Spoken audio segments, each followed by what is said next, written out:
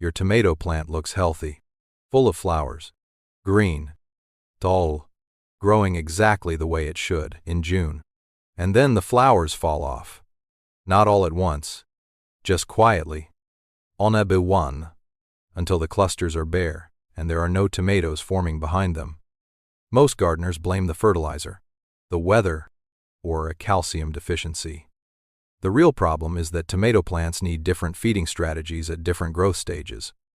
In this video, I'll show you the exact June fertilization schedule that keeps flowers on the plant and turns them into fruit. June is not a growth month. It is a transition month.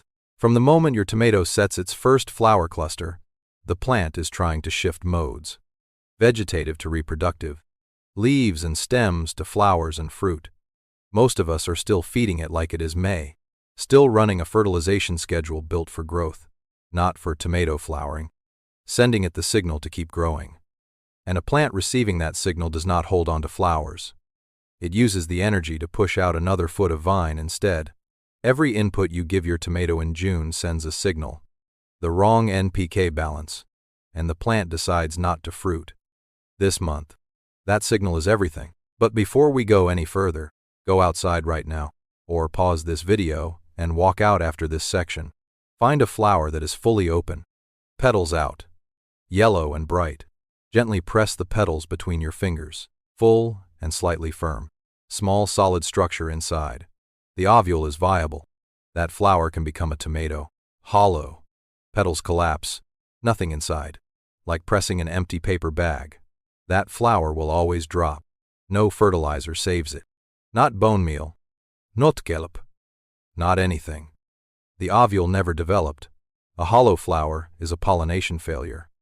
It happens when nighttime temperatures stay above roughly 70 degrees Fahrenheit, when daytime heat pushes pollen past its viability threshold, or when pollinators were absent during the short window the flower was receptive. The plant grew the flower, opened it, waited, got nothing, and is releasing it. That is the whole story.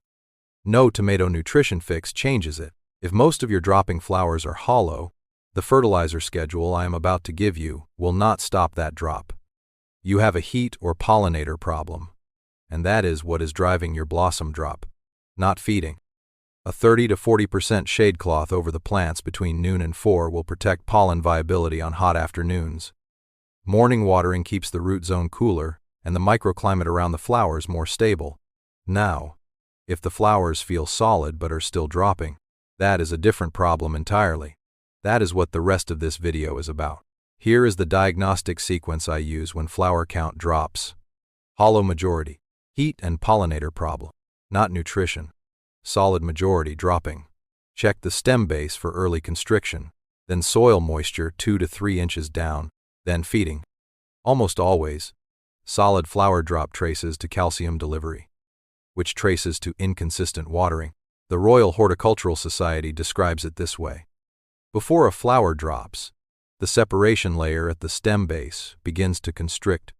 You can sometimes see a slight narrowing there before the flower falls. If you catch that in a solid flower, the window is narrow but real. Get water to the roots immediately and find what stress triggered it. So, you have solid flowers dropping. Let us find out why. Mistake number 1, the nitrogen trap. Nitrogen is the growth nutrient. In May, perfect. Exactly what the plant needs. But in June, once tomato flowering starts, that same nutrient sends one message: keep making leaves. That is it. Just leaves. And the plant listens. Cornell Cooperative Extension has documented this in home gardens specifically. Gardeners who continue applying balanced vegetable fertilizers through the flowering stage see elevated rates of blossom drop, not because something went wrong with the plant, but because the plant's priorities were redirected. Excessive nitrogen in the flowering stage is redirecting the plant toward canopy. It is not building tomatoes. There is a hidden cost on top of that. More leaves means more shade over the flower clusters. Shade raises humidity. Higher humidity drops pollination success. One bag of balanced fertilizer, applied at the wrong growth stage, sets off a chain that ends with empty stems and a very impressive plant that gives you almost nothing to eat. I did this, my first summer growing tomatoes, seriously. Beautiful plants. My neighbor, same variety. Samidzone. Beds half the size. Pulled twice the fruit. His plants looked almost ragged compared to mine. The difference was what we were feeding them in June. The fix once your plants are flowering, stop high nitrogen feeds. Set aside the balance 10-10-10. Shift to a tomato fertilizer, leading with phosphorus and potassium. A 10-20-10 or 5-10-10. Phosphorus for tomatoes supports the shift into reproductive growth. Potassium for tomatoes improves fruit quality and stress tolerance. Getting that NPK balance right for the flowering stage is the first lever. Before you move on, go look at your plant. If the leaves are dark green and the shoot tips are racing upward, stop feeding today. Then compare the newest leaves at the top to the leaves halfway down the plant. If the new growth is noticeably larger and softer, the plant is still receiving a strong vegetative signal. That softness is the tell. Watch what happens over the next 7 days. That observation alone will tell you whether excessive nitrogen is the problem. Most gardeners stop the nitrogen and expect the flowers to stay. They do not always. Because nitrogen is only part of the problem, that is where calcium comes in. Calcium is structural. It holds the flower stem to the plant through a thin tissue layer called the abscission zone, the biological hinge behind flower retention. When calcium is low, that hinge weakens. It does not need much to let go. A hot afternoon. One dry day. The flower falls. This is not a fertilizer problem anymore. It is a plumbing problem. U.C. Davis explains it this way. Calcium moves through the plant via water. Through the xylem, the internal plumbing. Consistent moisture means consistent flow. Inconsistent watering. Dry soil. Then a heavy soak. Then dry again. Interrupts that flow. The flowers stop receiving calcium. They stop holding. Calcium spray on the leaves does not fix this. I know it is sold for it. I have watched gardeners spray twice a week trying to hold flowers on. It does not work. Same reason it does not fix blossom end rot. Calcium enters through the roots. It moves through water. If the delivery system is broken, more calcium at the wrong end does nothing. Right now, push your finger 3 inches into the soil near the base of your plant. If it is dry there, your flowers are already at risk. That is not a tomato flowering problem waiting to happen. It is one that is already in progress. The calcium source I trust most for June is bone meal. Slow-release phosphorus and calcium that supports fruit set from the ground up, top-dressed around the base. 1 to 2 tablespoons per plant. Laid under your mulch layer. Do not dig it in. Lay it down. Water it in. Let the soil biology do the rest over the following 2 to 3 weeks. But even that sometimes is not enough. Because calcium cannot reach the flowers without one more thing in place. That is boron. Calcium is the building material. Boron is the delivery truck. Without it, calcium absorbed at the roots cannot reach the flowers. Penn State Extension documents this specifically. Boron deficiency mimics calcium deficiency in symptoms, which is exactly why gardeners keep adding calcium and keep losing flowers. The calcium is there. The truck is not showing up. The cleanest source for home gardeners is liquid kelp. 1 tablespoon of concentrate per gallon of water, applied as a drench at the base. Once, in the 3rd week of June. That is it. On borax. 1 teaspoon per gallon, applied once, is the ceiling. Not twice. Boron toxicity develops fast. Start with kelp. It is more forgiving. If you have never applied kelp before, start with 1 plant first and compare flower retention against a neighboring plant over the next 2 weeks. You will have a real answer, not a guess. The plant shows you whether it worked. Now the calcium can move. The abscission zone has structural support. The signal the plant is receiving is it is safe to hold these flowers. Most fertilization guides stop here. They should not. Now, the 4-week June tomato fertilizer schedule. Week 1. Stop the high nitrogen feed. Observe for 5 to 7 days. Watch for new leaf growth to slow and flower clusters to stabilize. This week is about removing the wrong signal before adding the right ones. Nothing else yet. Week 2.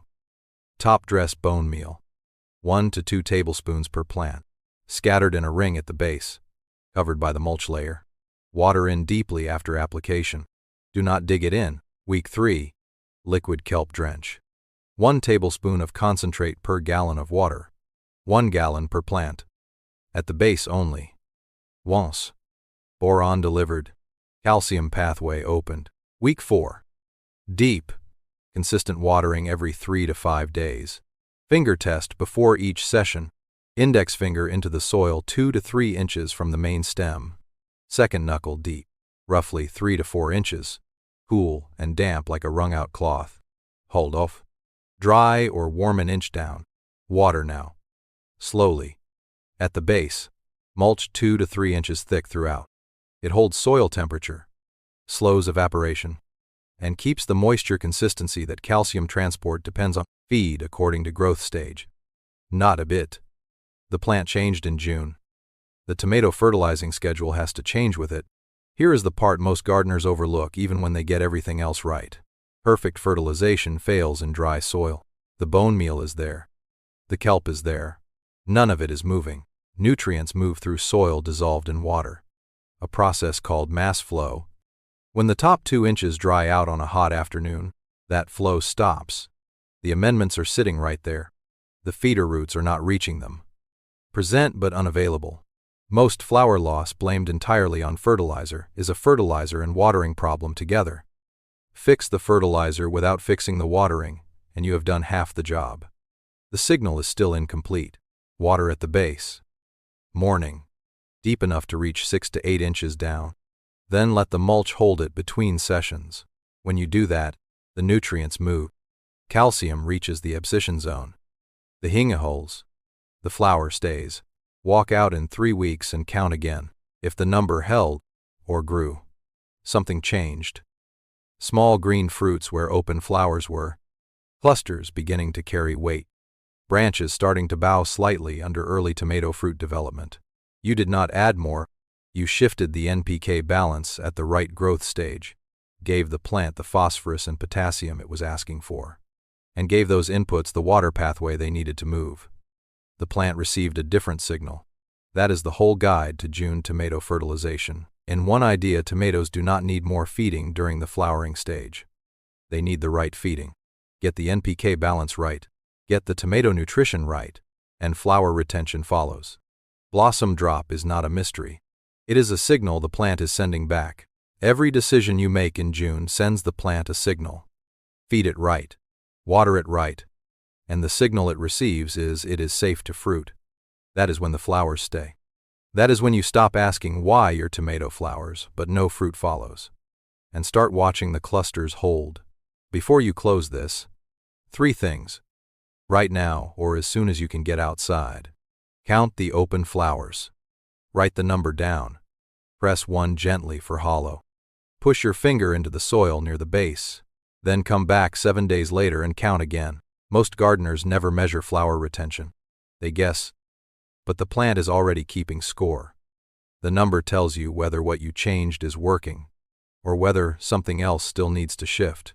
What you find in those 5 minutes tells you exactly which week of the fertilizer schedule to start on. If you are dealing with tomato flowering problems right now, blossom drop, flowers with no fruit forming, empty clusters, drop your zone in the comments and tell me what your plants look like. I want to help you work through it. The flowers are already there. Now give them a reason to stay.